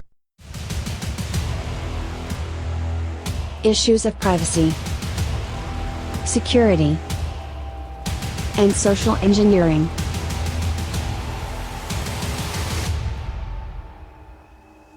It's HackSec. It is time for HackSec, where we talk issues of hacking and security. You know, something else that I have to, and maybe I'll make it the bit of a side story for the episode when we talk about dumb cities, because for most people that I've talked with, and a lot of articles that I've seen online, where the end user gets excited about 5G, it always comes down to 4K video content. Now, when I have talked about the fact that and it's a fact, the fact that there is no appreciable difference between 4G and 5G, okay, other than, you know, maybe more reliable, say, coverage, but again, we're not even remotely there yet. And so one can ask the question, is that even going to be true? Like, can we even prove that that's how that's going to work? But regardless, no appreciable difference, right, for the end user. 4K is another one of those things that we have to talk about where, well, we don't have to talk about it, but I want to talk about where there is no appreciable difference between 1080p and 4K. And you could say, well, but I can see the difference. Can you really? There is a big conversation to have around that, because a lot of that is pure trickery. So we'll save that subject as well, but just in case somehow you're holding on to that last, you know, that final fig leaf, right, on the statue of David. If you're holding on to that final fig leaf before, you know, the big guy shows, we got to talk about 4K. So we'll save that though. What I want to talk about here is actually a follow-up. Well, it's kind of a follow-up to what I consider to be actually the single biggest story of the year of 2020. And I know what you're thinking. Well, he's got to be talking about COVID-19. No, I'm not. He's got to be talking about the protests and all this other. No, I'm not talking about those either. The single biggest story of 2020 that a lot of people seem to have already well forgotten, sadly, was the Twitter hack that occurred. I covered this. We talked about some of, you know, what reality could be gleaned based upon what Jack Dorsey, what Twitter had shared about the situation. Of course, last week we talked about how Twitter, for at least the spreading of truth and information, is effectively useless based upon what happened with the New York Post. Fuck Trump, but what happened with the New York Post, okay, is one of those situations. But the idea that Twitter somehow has a God mode and that all the encryption and security in the world means absolutely nothing for your data and your account, which how many people, like we talked about earlier, rely on their professional appearance or their work with a Twitter account. I mean, especially, boy, if you're a journalist or something like that, you know the score. But the fact that there is a God mode of some kind that can just overcome, you know, all your 2FA, all this shit, and all it takes is one employee having a bad day, and all of that security means nothing. Now, the reason that I think that this is the biggest story of 2020, and we have kind of a sequel story to it, the reason I think that it was the biggest story is because that doesn't just apply to Twitter. It applies to the internet in general. And you should think about that. In fact, it's particularly as it relates to what we were just talking about with 5G. Yeah, we don't have to bring it. We're not talking about health concerns. Don't even have to talk about health concerns. There's no need to get into that to denounce concepts like 5G and some other things. Okay. Now, so what happened with Twitter? Why are we talking about this again? Why are we talking about the Twitter hack? I mean, if you remember the Twitter hack, I hope you remember. I mean, Bill Gates, Jeff Bezos, Elon Musk, all these major accounts, basically all the blue checkmark accounts got shut down temporarily while Twitter was figuring out what the fuck just happened, right? Well, one of the things that I brought up at the time when I initially was talking about it, and that was during an episode that actually Ellen was on as well, and we were having kind of a pre-conversation. I mean, because it had just happened like that day, hours previous, and so we didn't have any information what was going on. And I laid out various concerns. You know, for example, one of the concerns was, and this will get into our story here, one of the concerns that I had was that, wait, how did this happen? Are you telling me that Bill Gates, Jeff Bezos, you know, all these very high profile individuals, these celebrities and whatever else, that they didn't bother to have 2FA on? or that they, at the very least, like they weren't using a YubiKey. You know, maybe, I mean, there could be a concern around using SMS, as we always say on this show. Don't use that for two-factor if you can help it. But what, like they weren't using one-time pins. They weren't using, hardware to secure their accounts. Like that's unbelievable. These are people worth millions, if not billions of dollars, incredibly high profile. They cannot afford to not secure the fuck out of their accounts. But one of my concerns is that they somehow, for some reason, had not. Well, while it appears that that's not what happened, that it was this God mode that made all of the 2FA meaningless anyway with Twitter, a very funny thing occurred recently. And this story is from October 22nd, 2020 from TechCrunch by Zach Whitaker. President Trump's Twitter accessed by security expert who guessed his password. You want to know what the password was? MAGA 2020 exclamation point. I mean, and none of that was capitalized, so I guess he lost points there. You know, he used a special character, he used numbers. But you're not supposed to make it something that you can fucking guess, you moron. Let's read a little bit here. A Dutch security researcher says he accessed President Trump's, and that's at real Donald Trump, Twitter account last week by guessing his password. And of course, we said what it was. Victor Gevers, a security researcher at the GDI Foundation, sounds like something out of Command and Conquer, but moving on, and chair of the Dutch Institute for Vulnerability Disclosure, which finds and reports security vulnerabilities, told TechCrunch he guessed the president's account password and was successful on the 5th attempt. What was number one? Slap nuts in chief? That would have been my first guess. Dumbass, I don't know, NYC something. Anyway. Reading on. The account was not protected by two-factor authentication, granting Gevers access to the president's account. After logging in, he emailed U.S. CERT, a Division of Homeland Security Cyber Unit Cybersecurity and Infrastructure Security Agency, to disclose the security lapse, which TechCrunch has seen. Gevers said the president's Twitter password was changed shortly after. It's the second time. I know, you're like, oh, this can't get any worse. Come on, Ryan, that's enough. There's no way it happened before. Oh. It's the second time Gevers has gained access to Trump's Twitter account. First time was in 2016 when Gevers and two others extracted and cracked Trump's password from the 2012 LinkedIn breach. The researchers took his password, which was at the time, "You're fired," his catchphrase from the television show The Apprentice, and found it let them into his Twitter account. Gever reported the breach to local authorities in the Netherlands with suggestions on how Trump could improve his password security. Look, see, you could kind of make the claim, right? Kind of, despite the fact that he's the president of the fucking United States. You could kind of make the claim, well, this never happened to him before. Maybe, Trump, I mean, okay, he's the president, but that doesn't make him a technology expert. Yeah, that could be a problem considering what he legislates on, but hey,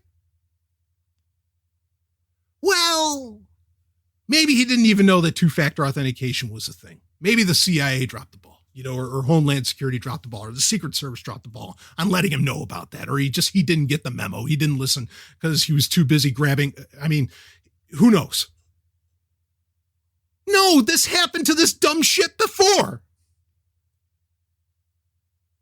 No two-factor authentication the last time.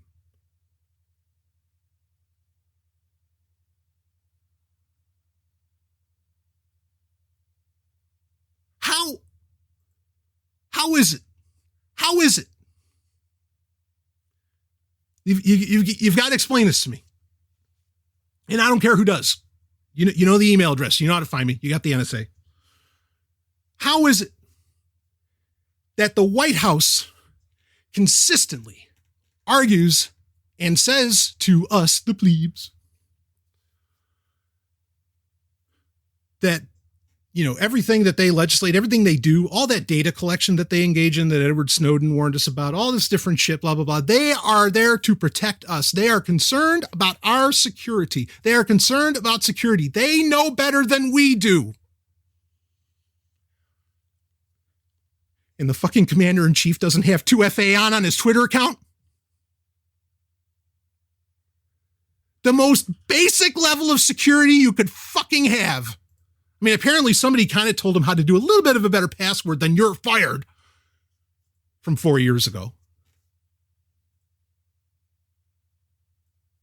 Why? Why should I trust any of you with my security when you can't even lock down your own fucking Twitter account?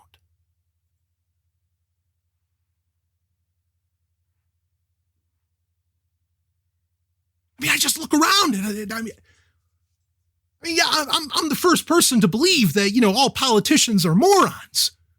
But I keep getting told, yeah, they're stupid, but Brian, they have smart people working for them. That's why they have a cabinet and all this. And they understand how to do these things. And nobody bothered to say, hey, orange ass hat, you should really have a one-time pin on that fucker. No one bothered? Maybe he's got it on there now. I don't know. Third time's a charm? Third time? I keep getting told that, well, you can't get security wrong the first time. Otherwise, there's no point to the security. Well, I guess the White House does not agree with that. You trust these people? I mean, I'm fairly certain Biden doesn't have 2FA on his account either.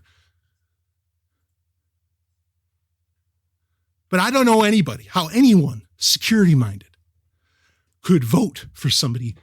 And you think this isn't that big of a deal. No, look at what happened. Hundreds of thousands of dollars exchange hands. People got scammed and blah, blah, blah with the last part of the Twitter hack. People get hurt when this happened. It matters. There's a reason that security researchers, cybersecurity experts implement things like two-factor authentication options. There's a reason that YubiKeys exist, you understand, because your livelihood can be on the line. I would not vote for somebody who does not understand these things. I wouldn't vote, of course, in the first place, because I know these people are idiots and they have no business telling me how I should live my life, especially considering they can't even lock down their own Twitter account, which takes a matter of minutes.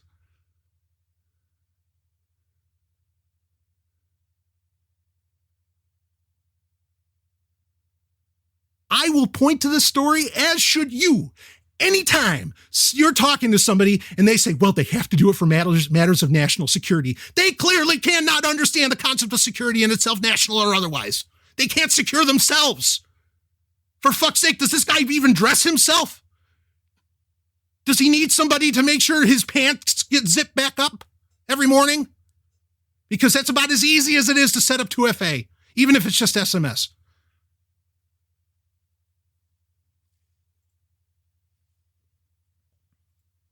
And this guy is legislating about what we should do about the pandemic.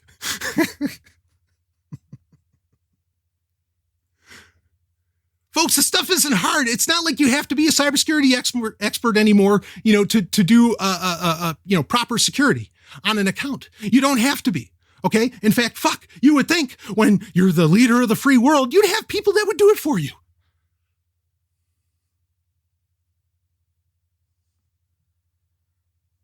It's okay. You're an older person. Go ask little Johnny. Go ask your grandson. I guarantee you, he's probably put 2FA on his Nintendo account. And I'm sure he can help you get it on your Twitter account if you don't have it already.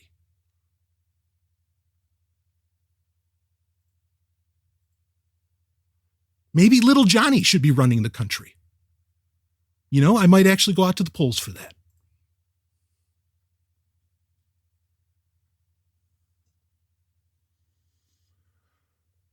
I could just keep screaming and hollering into the microphone, for the next, I don't know, how much longer do we have here? For the next 15 minutes or so.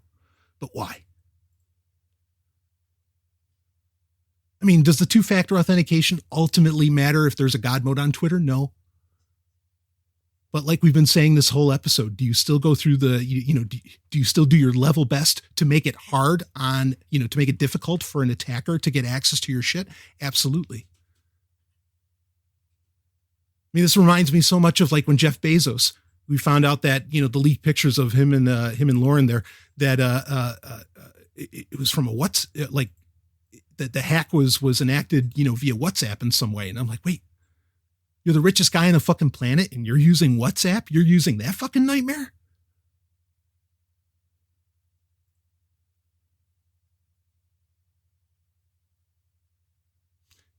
There's a lot you can take away from this because it makes it so hard to believe. You got so many people that are, they're, like that these people above us, be it, and I mean from a corporatist standpoint, both in corporations and in governments, that they are, they're always scheming and planning behind the scenes and, they're pulling the strings and blah, blah, blah. I can't believe it. I mean, they may want to think that they're scheming, but I can't believe that they're successful when they can't even do something like this.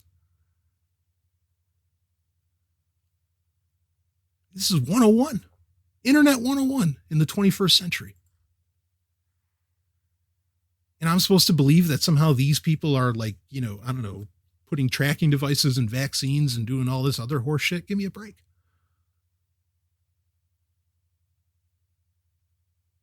I think Terry Gilliam got it right in Brazil. It's just that the system had become so complex, no one understood it anymore. And they keep making boogeymen to try and make you believe that you still need the system, even though the system is just like toppling on top of itself.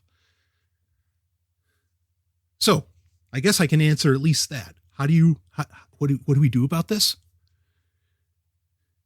You learn, you take action, and you be a good renegade air conditioner repairman. I'll be back with more Sovryn Tech.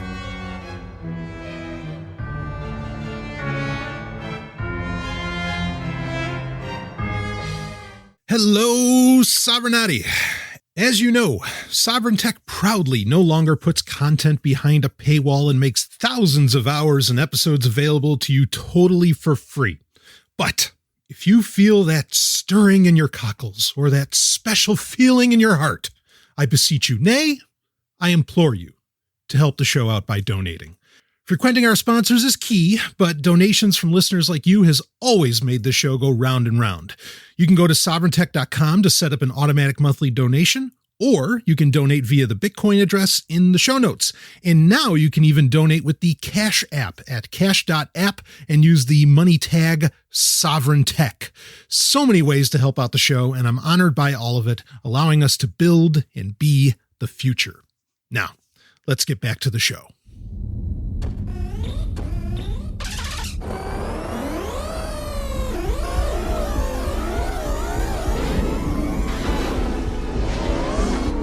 Now entering the gaming grid. The latest gaming news, reviews, and retro culture, as only the man of tomorrow can deliver.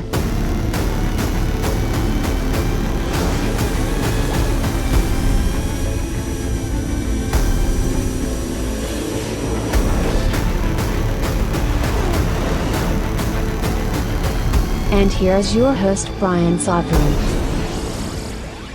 Ooh, time for a little gaming grid because we got to calm the fuck down. Look at the size of my pants, for Christ's sake. Sorry, that's an old joke. Okay, so we'll talk a little video games. I wish it was all sunshine and rainbows here, but like life, it is not. And well, actually, some disappointing news that I learned. Night Dive Studios, who actually they do some really great work as far as bringing a lot of classic games to modern consoles and even to PC. They were planning on releasing the original Blade Runner game, which finally GOG did put out, and Satan bless them for that. That's wonderful. But they're going to do an enhanced edition of that, and I was really, really excited for this. It's been indefinitely delayed, and apparently it has nothing to do with COVID-19. It is just that there are elements missing to make it happen from the code, which has been the challenge for GOG to even bring the original version to life again as well. And it all has to, like all problems in gaming, they all stem from Electronic Arts, of course. But when EA, I think when they bought out Westwood, right? When they bought out Westwood and they moved everything from Westwood to EA's whatever main offices at the time, there was just a lot of stuff lost in the shuffle, and that included a lot of the original code for Blade Runner. That's my understanding of what happened. Regardless, Night Dive says they are running into massive challenges, and so it is delayed until they can get over that. And the challenges are related to, original aspects of the code that they've had to try and reverse engineer, probably to bring it to, to upscale it and who knows, do what else with it. So that's really disappointing. That's not like the news I want to hear. And I was really hopeful that by, end of year, what do you say, in December, that there would have been a nice little calendar miracle, and we'd end up having Blade Runner Enhanced Edition. Not that it exactly matters, because I can still, rock it on varying PCs through GOG. But, well, anyway, it's a little disappointing. So I did want to get in a climax here, actually, to review the book that I had mentioned. I think it was last time Ellen was on. I talked about the Immortality Key. I'm not going to get into that here, because that's something that I really want to dedicate actually a lot of the show to, because there's a big conversation to have around it. I will say just on the onset that it's very good, but then in many ways it's lacking. And I think that there are some conclusions that little off base, but overall I thought it's definitely a worthy read for anybody. But we need to deep dive on that book here in the near future as well. The reason I'm not getting into that also is because at the top of the show, I said, hey, we got to talk about the Quest 2. And of course, we are talking about none other than the Oculus Quest 2. Now, to understand, I guess we'll backtrack a little bit. And I am going to leave you with something good at the end here, not to do with the Oculus Quest, but regardless. The original Oculus Quest, and that was being developed, and it was something I was very pro. I was like very, very on board with that, very supportive. John Carmack was still with Oculus, which also at the time was owned by Facebook, has been for most of its life cycle. But John Carmack was still there at that time. His goal, according to him, was that he saw the Oculus Quest competition. He felt like PlayStation and Xbox were generations behind. He felt that the real competition that Oculus Quest has, which he considered the console of the future, he thought his real competition was the Nintendo Switch, which I thought was very, very interesting. And I agreed with the sentiment. The Oculus Quest has ultimately been discontinued along with the Oculus Go. I guess it's still kind of supported, but it wasn't that much earlier into this year that the Oculus Quest 1, the first model, was basically the hottest item on eBay. Selling for, well above ticket price or retail price. And it's amazing how quickly that just nosedived as soon as the Quest 2, was announced. And I think if people haven't already got their hands on some, I know that most places have it in stock end of October, like October 30th. So this week it is something that should be available if you can get your hands on it. But the Oculus Quest 2, to talk about it, it has, tech specs. We can compare it to the original. It is, probably the most important feature, if you want to call it a feature, is that it is $100 less than the original Quest. So it's $299 compared to $399 for, the opening models. That's a winning proposition. I think that when you get below $300, and this is something Nintendo has known for a very long time now, when you get below $300, you enter a category in gaming where you can be owned as a second system. So where basically you can be off to the side and of interest to people. And then maybe you can either continue to build your legacy, or you could even start to dominate at that lower price point. So that's a magic number in many ways to get to. Sub 200 is really magical as well, but the Oculus Go, I guess, just for most people, the experiences weren't that compelling when that was, a sub $200 headset. Resolution's up, to 1832 by 1920 compared to 1440 by 1600. It has a fast switch LED that's supposed to help out with, varying ways that you experience VR, latency, things like this. There is a refresh rate support coming for 90 hertz as compared to 72 hertz. RAM 6 gig over 4. The battery life is basically the same, 2 to 3 hours. The weight, it actually weighs a lot less than the original Quest by about 70 grams. That's, you know the difference when you're strapping one of these things on as far as that goes. But otherwise, in many ways, it's still the same old Oculus Quest, other than all of those, the improved graphics, the higher resolution, which will certainly help, a better screen, and so on.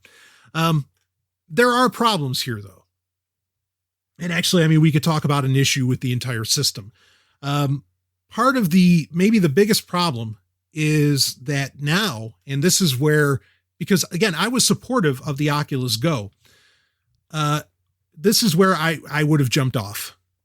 When I had the Oculus Go, you're like, well, but Brian, you said you don't have a Facebook account. How are you on the Oculus Go? Well, guess what? At the time, you only had to have an Oculus account. You didn't have to have a Facebook account, and I would not attach my Facebook account to that. I did temporarily, and you could say, well, it's all the same thing, but for reasons of testing, I did temporarily link my Instagram account to my Oculus Go years ago. But that was, to test all of this out and everything. And that was actually an interesting experience in its own way. You can find my Oculus Go review, which again, I was very, very positive about, in the past, or in I don't know, it was whenever it first came out. I got my hands on it pretty early. Anyway, so with the Oculus Quest 2, you are now required to have a Facebook account. And in my opinion, that's an instant no buy.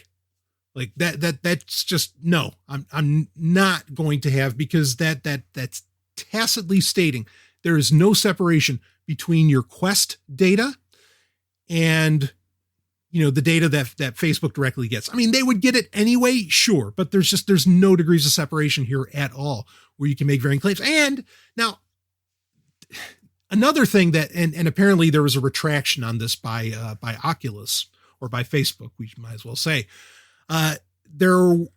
apparently if you had multiple Oculus devices, not even just the Quest 2, but if you had multiple Oculus devices, and if you logged into all of them with the same login, your Facebook account would get banned. Now Facebook is saying, no, you don't get banned, but I don't know, I guess there's a warning or something like that. And I get it. Just like one of the reasons that they want you to use a Facebook account, aside from data collection, obviously, is because that, well, it helps with cheating, people logging into multiple devices or whatever in a game. You've got to understand how big of a problem. And it's one of the reasons I really don't like doing online gaming today, is because cheating, well, I'm not saying, whatever you can make happen in a game, go ahead and make it happen.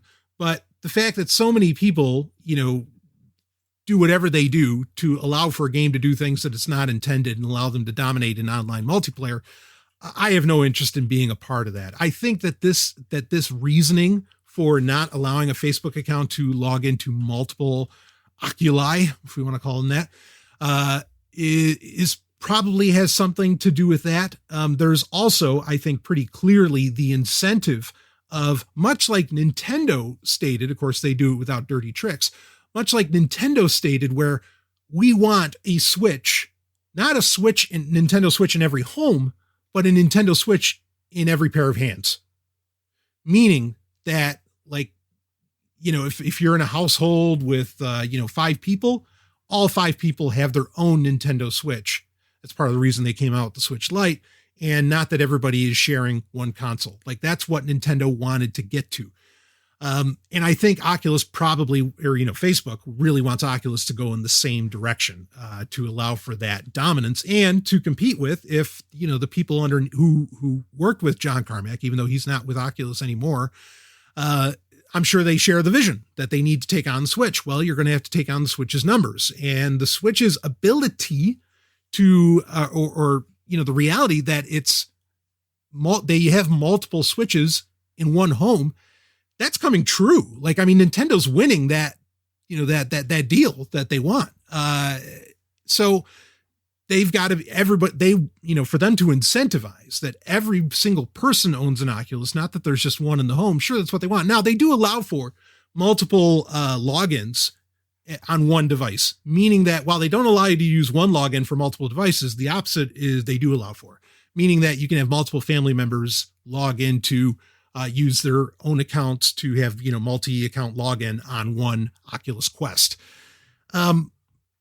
So all of that aside, I mean, again, needing the Facebook login, and you can make a dummy account, sure, but you know how much of a pain in the ass that is these days since Facebook wants to verify fucking everything. I think that's a no-go. And also the fact that John Carmack's not there anymore. That's when I left, being interested in Oculus in the first place. And I had said that and I kept to my word. But the other part to this that for me really makes it kind of pointless. Now, I've played games in VR. And some of those experiences are really cool. Some not so much.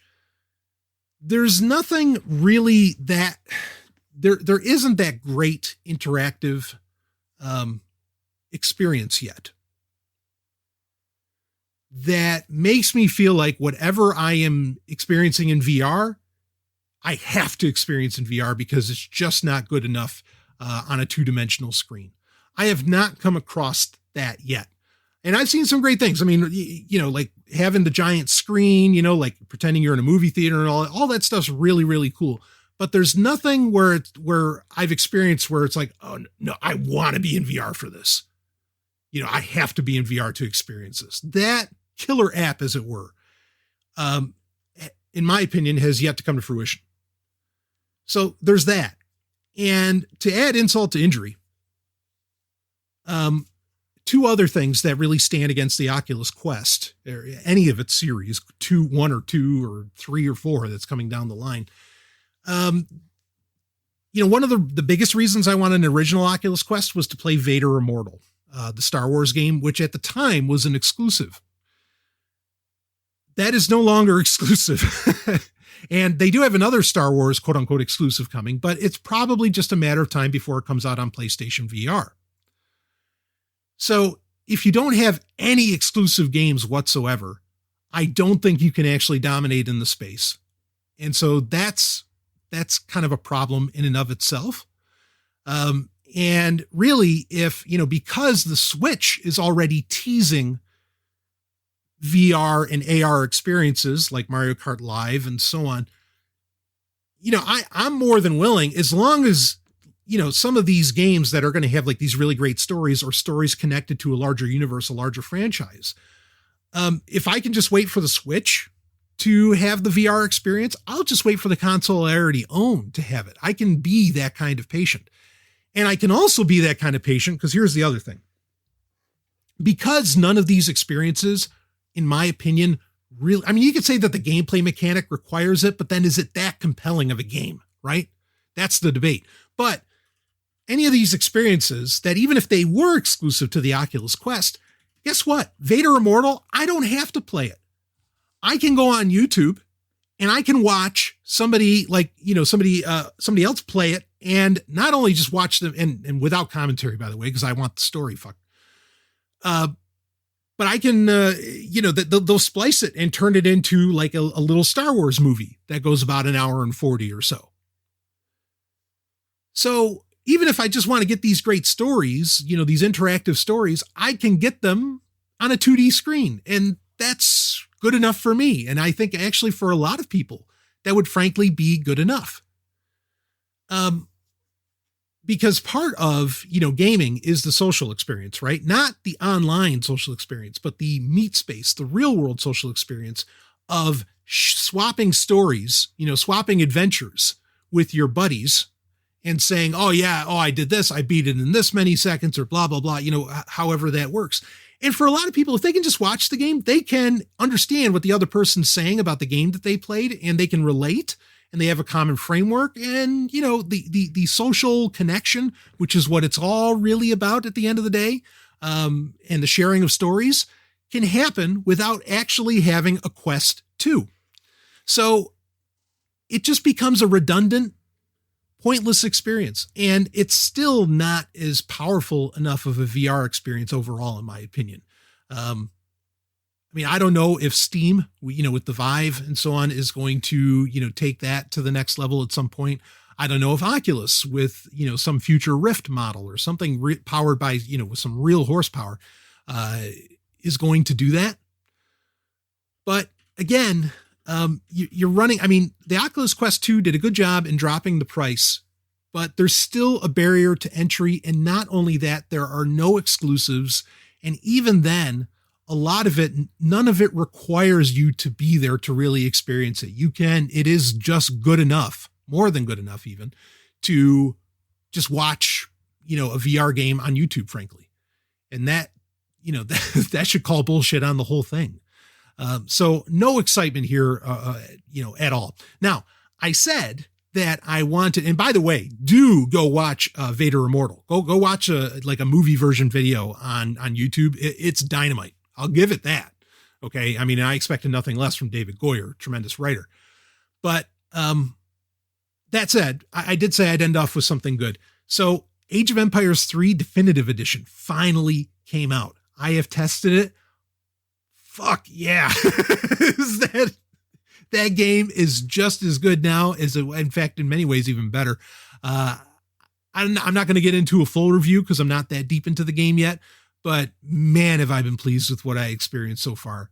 Very, very impressive, very good looking, very rich experience once again. They've added a lot to this. So that's something to look out for as well. Anyway, that is it for this episode of Sovryn Tech. We will wrap it up here. Of course, if you want to help out with the show, frequent our sponsors, or you can donate directly to the show. You just head over to sovryntech.com and you'll find the donate tab and hit it up. And I'm so honored by so many that have this. It means the world to me. So anyway, that is it for this episode of Sovryn Tech. Another one to come out shortly, and I've got a few surprises coming around. So I will see all of you on the other side. Thank you for listening to Sovryn Tech, an Osiris One production. Now go out there and make some trouble.